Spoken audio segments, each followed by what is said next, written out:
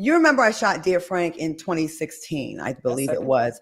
And Dame Dash was not involved with this movie. This producer named Tony, who's from Texas, asked me to be involved with this. And I was the first person they cast. Then they wanted Columbus Short and Brian White. And I helped get both of them, more so Brian White. So anyways, when we're about getting ready to do the movie, Tony says to me, what do you think about attaching Dame Dash to this project to give it more name recognition? I said, I think it's a bad idea. He's a nightmare. I think he's not worth the aggravation.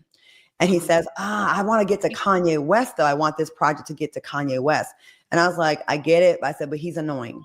So anyways, he went against my advice because he's a producer. He can do it. And he attached Dame and gave him like a, you know, when they get like a vanity credit, like he's co-directing, but Josh Weber did the heavy lifting. He was like the ghost director, but he gave him that title and he did stuff on and I did testify to this, that Dame did do stuff on the film. He wasn't absent of working. He did do stuff and he did contribute to the film, but he never signed his paperwork. And part of his deal was supposed to be, he was supposed to get Kanye West to be a part of this and be a EP or something, get him involved. And it never happened. So he never signed his paperwork and then wanted to demand and gangster 50% of it and somehow claim ownership after the fact. Like if I never sign my paperwork, I'll be able to have ownership of this movie, allegedly. But this has all been proven in court. This is the same thing he did to that director, a Black woman named E.W. Brooks.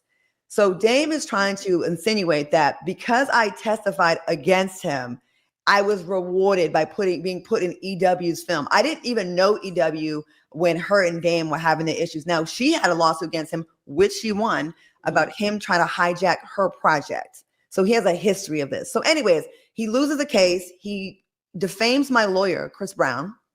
And then it just like, he just keeps losing judgment after judgment after judgment. So this week, out of nowhere, he's doing something on social media where he says, he might go after me, Chris Brown, Josh Weber, the director, to get money from us because he's desperate now. So that was number one with my name in his mouth. That's why Jess then said, hey, what does Claudia owe you? And he's saying basically that, I perjured myself.